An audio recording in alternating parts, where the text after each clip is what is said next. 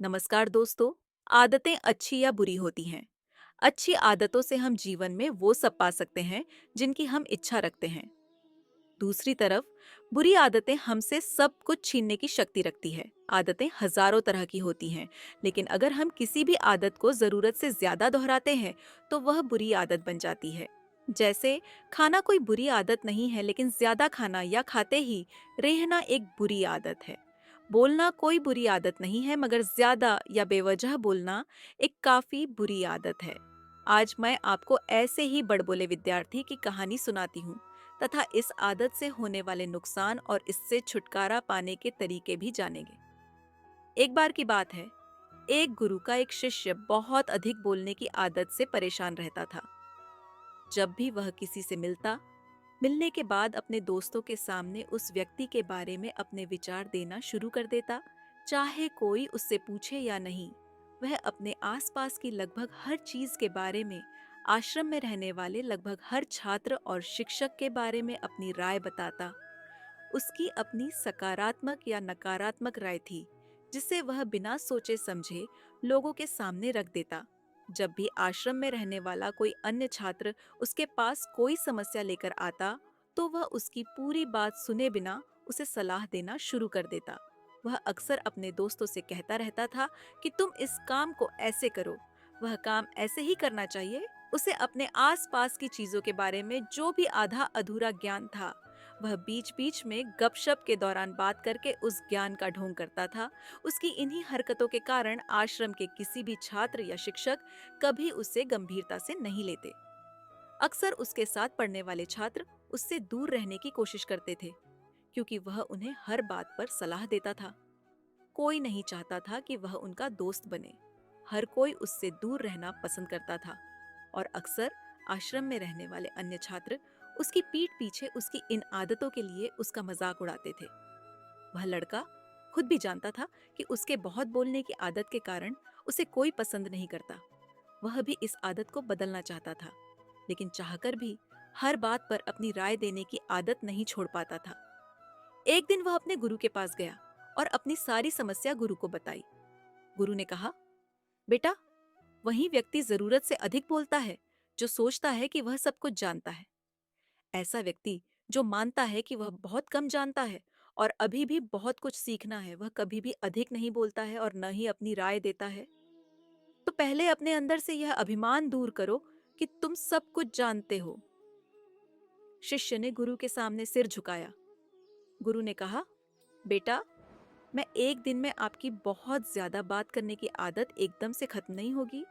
आपको धीरे धीरे अपने अंदर से ये आदत खत्म करनी होगी।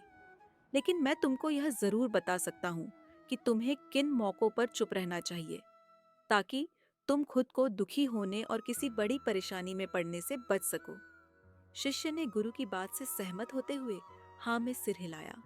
गुरु ने कहा, बेटा, इन 5 अवसरों पर प्रत्येक व्यक्ति को अपना मुंह बंद रखना चाहिए। 1, जब आपको लगे कि आपकी बातों से कोई आपकी भावनाओं को नहीं समझ सकता, तो उस समय आपको चुप रहना चाहिए।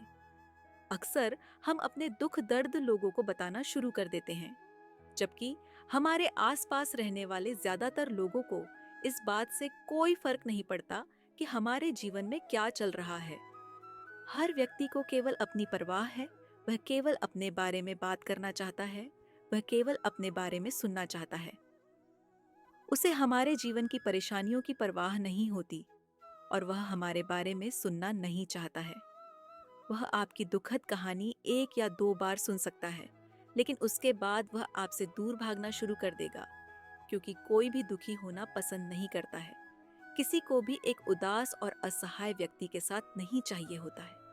इसलिए अपने कुछ करीबी दोस्तों और परिवार के अलावा किसी को भी अपनी परेशानी कभी न बताएं, क्योंकि अक्सर वे आपकी बातों को समझने के बजाय उनका मजाक उड़ाते हैं। तो दूसरा, जब आपको नहीं पता कि किसी विशेष अवसर पर क्या कहना है, या आपको किसी विशेष घटना के बारे में केवल आधा अधूरा ज्ञान है, तो ऐसे अवसर पर भी आपको चुप रहना चाहिए। ऐसा व्यक्ति जो आधा अधूरा ज्ञान होने के बाद भी उस विषय पर बात करता है, वह अक्सर उपहास का पात्र बन जाता है। ऐसे व्यक्ति को कोई भी गंभीरता से नहीं लेता है। केवल वही व्यक्ति अपनी बात प्रभावी ढंग से रख सकता है, जिससे उस विशेष घटना या विषय का गहरा ज्ञान हो। इसलिए यहाँ वहाँ से प्राप्त आधी अधूरी और अनपरखी जानकारी के आधार पर कभी भी लोगों को समझाने की कोशिश नहीं करनी चाहिए। 3, गुरु ने कहा, जब कोई व्यक्ति आपके सामने किसी तीसरे व्यक्ति की बुराई कर रहा हो, तो ऐसी स्थिति में आपको चुप रहना चाहिए। आपको कभी भी ऐसी नकारात्मक बातचीत का हिस्सा नहीं बनना चाहिए, क्योंकि आज वह व्यक्ति जो कर रहा है, आपके सामने किसी तीसरे व्यक्ति की बुराई, कल किसी और के सामने आपकी भी बुराई करेगा। और इस बात की अधिक संभावना है कि आज आपने जिस तीसरे व्यक्ति की बुराई की है, उसे भी इस बात का पता चल जाते तो आप पर ही मुसीबत आ सकती है। इसलिए जब भी कोई किसी दूसरे व्यक्ति की बुराई करे या उसके गलत समय का मजाक उड़ाए, तो आपको बस उसकी बात सुननी है, अपनी कोई राय नहीं देनी है। अगर आप ऐसा करें तो भविष्य में आपके लिए समस्याएं खड़ी हो सकती हैं। 4, गुरु कहा, जब कोई आप पर क्रोध और घृणा से चिल्लाता है, आपका अपमान करने की कोशिश करता है, तो ऐसी स्थिति में आप दूसरे व्यक्ति की क्रोध और घृणा को चुप रहकर कम कर सकते हैं। चुप रहकर भी आप स्थिति को बिगड़ने से रोक सकते हैं। जब आप ऐसा नहीं करते हैं और दूसरे व्यक्ति के क्रोध का उत्तर क्रोध से दे देते हैं, तो परिणाम काफी भयंकर होता है।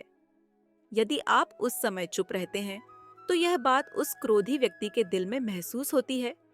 जब क्रोध शांत हो जाता है, तो वह अपनी गलती पर पछताता है और इस बात की भी संभावना बढ़ जाती है कि को आगे आकर आपसे माफी मांगे अपनी गलती के लिए। और अगर वह माफी नहीं मांगता है, तो वह अंदर से दोषी महसूस करने लगता है और फिर अगली बार आप पर गुस्सा करने या नफरत करने से पहले कई बार सोचता है। लेकिन आपको हर हाल में या हर समय चुप भी नहीं रहना चाहिए।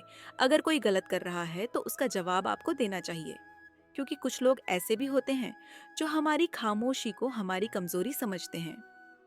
गुस्से में चुप रहने का यह तरीका केवल परिवार, करीबी रिश्तेदारों और कुछ करीबी दोस्तों के लिए ही सही है, हर इंसान के लिए नहीं। अगर आप हर जगह खामोश रहने लगे तो इसका गलत इस्तेमाल भी हो सकता है। 5, गुरु ने आगे कहा, 5वां, जब कोई व्यक्ति अपने जीवन की कोई दुखद घटना या अपने जीवन की परेशानी साझा कर रहा हो, ऐसे में आपको चुप रहना होगा और सिर्फ उसकी बातों को सुनना होगा। ज्यादातर लोग ऐसे हैं कि उनके सामने किसी ने उनकी समस्या सुनाई नहीं कि उन्होंने समाधान देना शुरू कर दिया।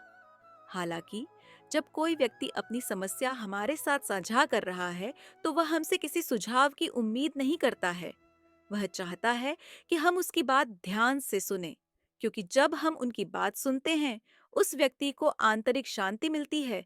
उसे लगता है कि कोई मेरी बातों को समझता है। अधिकांश समय जब लोग अपनी समस्याओं को हमसे साझा करते हैं, तो वे हमें केवल अपनी बात बताना चाहते हैं। वे हमें से किसी भी प्रकार की सलाह नहीं चाहते, क्योंकि वे पहले से ही सभी तरह की सलाह जानते हैं जो हम उन्हें देने जा रहे हैं।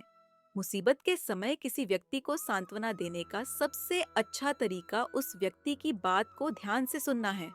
जब हम बिना ध्यान दिए लोगों की बातों को ध्यान से सुनते हैं, बिना किसी सलाह के, तब उनकी आंखों में हमारे लिए सम्मान और स्नेह का भाव पैदा हो जाता है। उन्हें लगता है कि हम अधिक गंभीर, बुद्धिमान और शांत दिमाग वाले लोग हैं। इसलिए अब जब भी कोई अगली बार आपको अपनी समस्या बताए, तो बस उसकी बातों को ध्यान से सुने और जब तक वह आपसे न मांगे, उसे किसी प्रकार की सलाह न दे। गुरु ने कहा, मेरी एक बात हमेशा याद रखना, जब आप कम बोलते हैं तो लोग आपकी ओर अधिक आकर्षित होते हैं कि आप कौन हैं और आप क्या सोचते हैं। शिष्य ने हाँ में सिर हिलाया। शिष्य अब गुरु के शब्दों को समझ गया था कि किन परिस्थितियों में उसे चुप रहना चाहिए। उसने यह भी सीखा था कि कम बोलने से वह आश्रम में अपनी प्रतिष्ठा वापस पा सकते हैं। उसने गुरु को धन्यवाद दिया और वहां से चला गए। दोस्तों, ये एक छोटा सा प्रयास है, आपको ये विश्वास दिलाने कि असंभव कुछ भी नहीं। बस एक और प्रयास की जरूरत है। मैं रेणु आपसे फिर मिलूंगी एक और मोटिवेशनल कहानी के साथ। धन्यवाद।